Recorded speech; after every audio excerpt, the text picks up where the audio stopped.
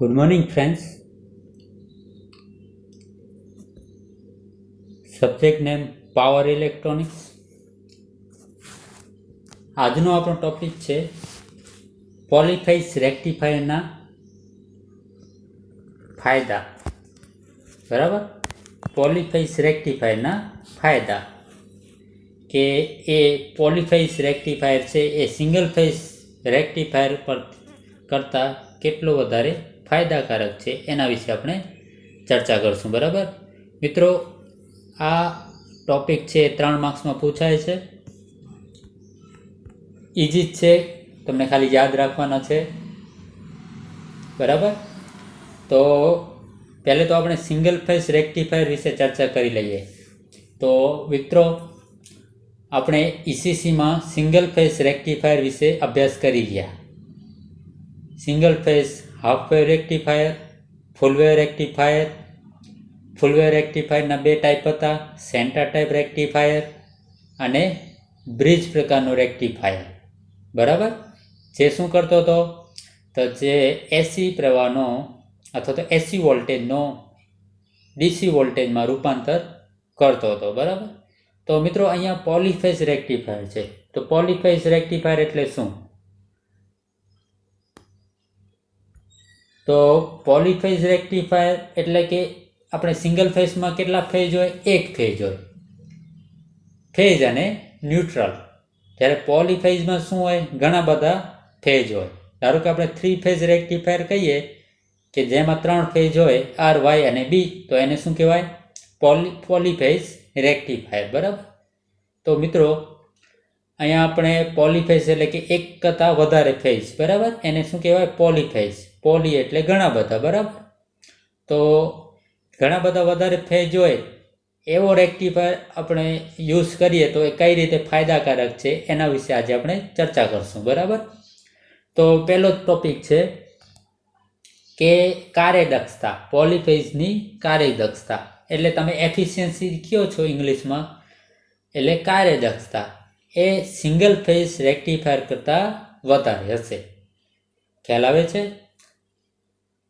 એટલે કે એસી રેક્ટિફાયર શું કરશે?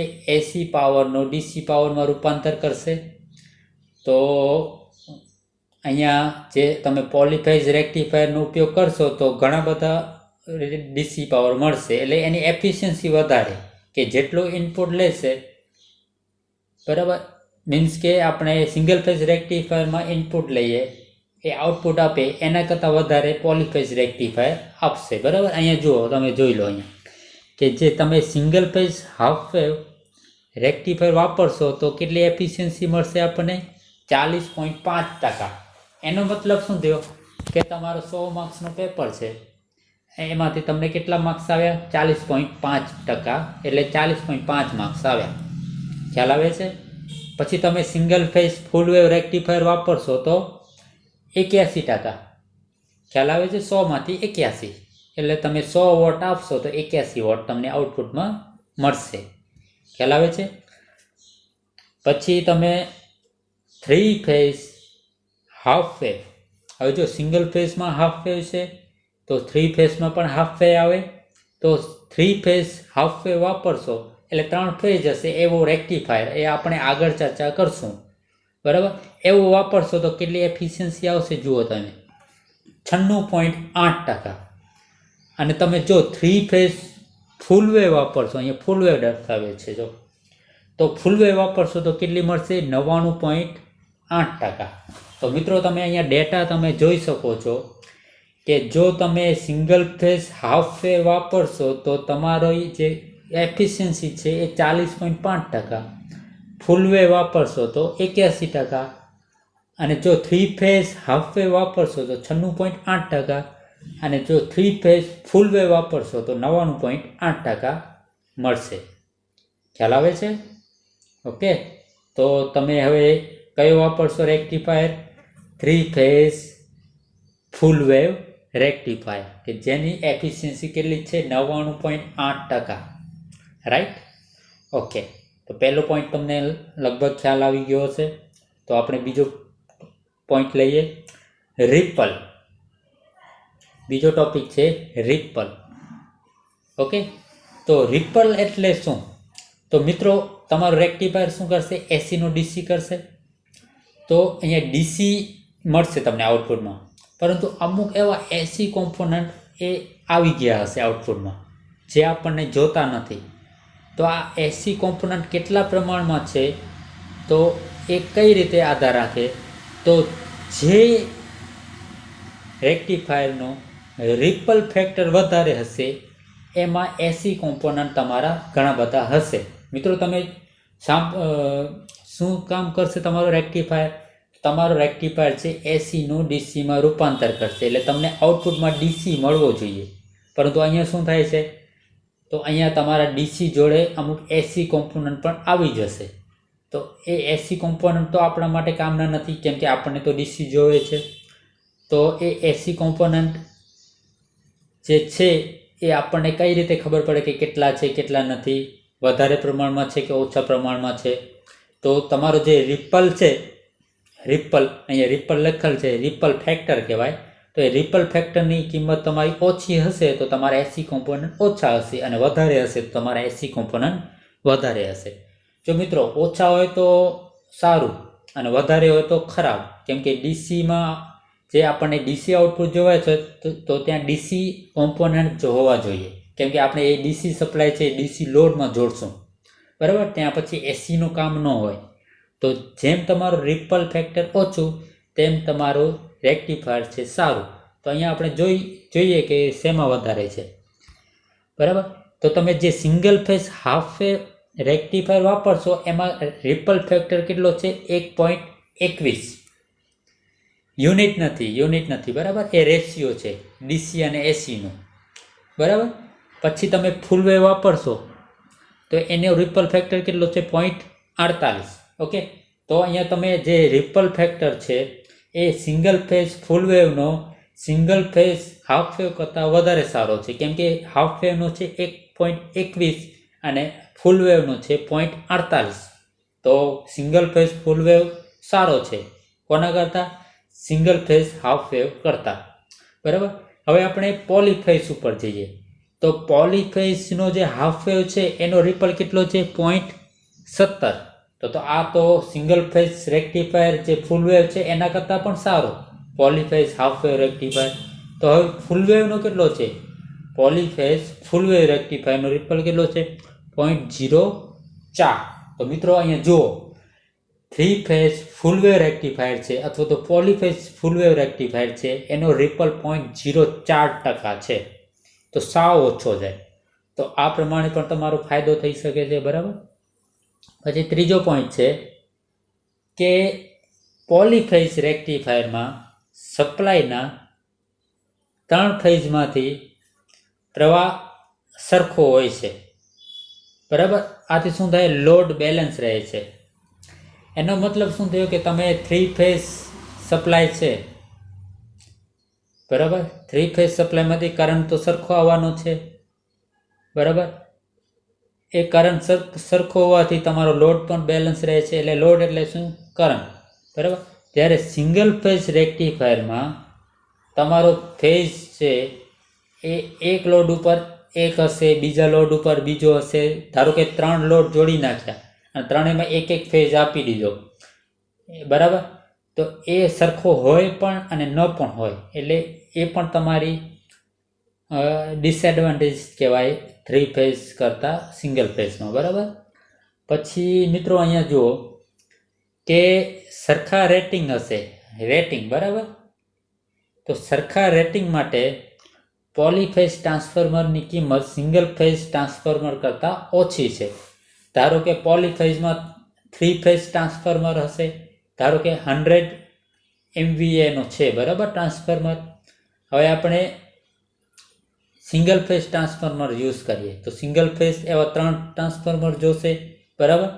હવે રેટિંગ સરખી છે, અહીંયા 3 ટ્રાન્સફોર્મર જોશે, ત્યાં 1 ટ્રાન્સફોર્મર જોશે, 3 ફેઝ હશે ને આમાં સિંગલ ફેઝના 3 ટ્રાન્સફોર્મર જોડી નાખીએ એટલે 3 ફેઝ થઈ ગયા. તો અહીંયા 3 જે તમે ટ્રાન્સફોર્મર લીધા એની કિંમત એ જે એક સિંગલ ફેઝ 3 ફેઝ ટ્રાન્સફોર્મર છે એના કરતાં વધારે હશે, બરાબર? પછી ડાયોડના સરખા રેટિંગ માટે પોલીફેઝ રેક્ટિફાયરમાંથી વધારે આઉટપુટ પાવર મળે છે, બરાબર. એ આપણે જોઈ ગયા કે પાવર વધારે મળે છે, બરાબર. પછી અહીંયા જુઓ, પોલીફેઝ રેક્ટિફાયરમાં ટ્રાન્સફોર્મરની સેકન્ડરીનો યુટિલાઇઝેશન ફેક્ટર વધારે હશે, બરાબર. હવે આ યુટિલાઇઝેશન ફેક્ટર વિશે આપણે આગળ ચર્ચા કરશું, પણ આ થિયરી માટે તમે એટલું યાદ રાખી લો કે યુટિલાઇઝેશન ફેક્ટર જેમ વધારે તેમ સારું. તો પોલીફેઝ રેક્ટિફાયરમાં યુટિલાઇઝેશન ફેક્ટર કેવું છે? વધારે, બરાબર. તો એ પણ સારી બાબત છે. તો મિત્રો આ 6 પોઈન્ટ છે. 6 પોઈન્ટ તમે લખો એટલે તમને 3 માર્ક્સ આરામથી મળી જશે, બરાબર. તો આ આપણો આજનો ટોપિક હતો, પોલીફેઝ રેક્ટિફાયરના ફાયદા, બરાબર. હવે એના ઉપયોગો વિશે આપણે ચર્ચા કરી લઈએ. મિત્રો ઉપયોગો પણ પૂછાય છે, બરાબર. પોલીફેઝ રેક્ટિફાયરના ઉપયોગો. આ પોલીફેઝ રેક્ટિફાયર હશે તો આઉટપુટમાં શું હશે? ડીસી વોલ્ટેજ અને ડીસી પાવર, બરાબર. હવે મિત્રો તમે અહીંયા એક વાત શીખી ગયા કે જે ઇલેક્ટ્રિકલ ટ્રેક્શન છે, એટલે કે જે ઇલેક્ટ્રિકલ ટ્રેક્શનમાં આપણે રેલવેમાં કઈ મોટર વપરાય છે? DC series motor. ઓકે. તો અહીંયા જે સબસ્ટેશન બનાવવામાં આવે છે, એ સબસ્ટેશનમાં શું હશે? Polyphase rectifier. ત્યાં સિંગલ ફેઝ રેક્ટિફાયર નહીં હોય, બરાબર. ત્યાં કયું હશે? Polyphase rectifier. તે જે 3 ફેઝ સપ્લાય આવે છે એનો એસીમાંથી ડીસીમાં રૂપાંતર કરશે. એ કોણ કરશે? તો પોલીફેઝ રેક્ટિફાયર, બરાબર. પછી અહીંયા લખેલો છે કે ટીવી અને રેડિયોમાં ટ્રાન્સમીટરમાં ઉપયોગ થાય છે, બરાબર. કે જે રેડિયો અને ટીવીમાં જે સિગ્નલ આવે છે એનો ટ્રાન્સમીટર એટલે કે જે ટ્રાન્સમિટ કરે એમાં ઉપયોગ થાય છે. પછી અહીંયા ઇલેક્ટ્રોલિસિસ, ઇલેક્ટ્રોફોર્મિક, ઇલેક્ટ્રોપ્લેટિંગ જેવી ઇલેક્ટ્રોકેમિકલ પ્રક્રિયામાં વધારે ક્ષમતાનો ડીસી પાવર વપરાય છે. જે પાવર ક્યાંથી લેવામાં આવે છે? પોલીફેઝ રેક્ટિફાયરમાંથી. મિત્રો ઇલેક્ટ્રોલિસિસ, ઇલેક્ટ્રોફોર્મિક અને ઇલેક્ટ્રોપ્લેટિંગ તમે કેમિસ્ટ્રીમાં શીખી ગયા હશો, બરાબર. એ બધી કેમિકલ પ્રક્રિયા છે. એમાં કયો પાવર વપરાય છે? DC power. ડીસી પાવર કઈ રીતે મેળવવામાં આવે છે? પોલીફેઝ રેક્ટિફાયરમાંથી, બરાબર.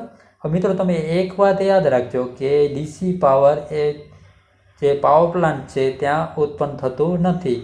એને આવી રીતે જે રેક્ટિફાયરની મદદથી જ એસીનું ડીસીમાં રૂપાંતર કરવામાં આવે છે, બરાબર. પછી મિત્રો અહીંયા જુઓ, તાંબુ, એલ્યુમિનિયમ વગેરે જેવી ધાતુઓ છે એમાં જે ઉત્પાદન થાય છે ત્યાં કયો પાવર વપરાય છે? તો ત્યાં ડીસી પાવર વપરાય છે, બરાબર. ત્યાં કેમિકલ ફેક્ટરી હોય કે જ્યાં તાંબુ અને એલ્યુમિનિયમ મેળવવામાં આવે છે, બરાબર. તો ત્યાં કયું સપ્લાય વપરાય છે? તો ત્યાં પણ ડીસી સપ્લાય વપરાય છે, બરાબર. પછી અહીંયા જુઓ, હાઈ વોલ્ટેજ ડીસી ટ્રાન્સમિશનમાં સેન્ડિંગ એન્ડ અને રિસીવિંગ એન્ડમાં પણ શું વપરાય છે? DC power. તમે અહીંયા મુન્દ્રા ટુ હરિયાણા જોયું હશે. મુન્દ્રામાં એ શું કરે છે? મુન્દ્રાવાળા એસી પાવરનું ઉત્પન્ન કરે છે. પછી એસીનો ડીસીમાં રૂપાંતર કરી અને એ HVDC જે લાઇન છે ત્યાં ડીસી પાવર મોકલે છે. ક્યાં સુધી? હરિયાણા સુધી. પછી ત્યાંથી ડીસીનું પાછો એસીમાં રૂપાંતર કરે છે, બરાબર. તો અહીંયા પણ તમારું જે એસીમાંથી ડીસીમાં રૂપાંતર થયું એ કઈ રીતે થયું? તો એ પોલીફેઝ રેક્ટિફાયરની મદદથી ઉત્પન્ન થયું, બરાબર. પછી નેક્સ્ટ છે કે જે તમે મશીનમાં ભણો છો, અલ્ટરનેટર, સિંક્રોનસ મોટર, એમાં એક્સાઇટેશન શું હોય? DC supply. તો એ ડીસી સપ્લાય ક્યાંથી આવ્યો? તો એ આવ્યો પોલીફેઝ રેક્ટિફાયરમાંથી, બરાબર. ઓકે. પછી બીજું છે કે ડીસી મોટર અને એસી મોટરને ચલાવવા માટે પણ તમારે પોલીફેઝ રેક્ટિફાયરનો ઉપયોગ કરવામાં આવે છે. પછી અહીંયા ચાર્જિંગ, થિયેટર લાઇટિંગ વગેરેમાં પોલીફેઝ રેક્ટિફાયરનો ઉપયોગ થાય છે. તો મિત્રો આ પોલીફેઝ રેક્ટિફાયરના ફાયદા હતા. ટોટલ 8 ફાયદા છે. તમને લગભગ બધે યાદ રહી જશે, બરાબર. તો આશા રાખું છું કે આ વિડીયો સારો લાગ્યો હશે. Okay, thank you.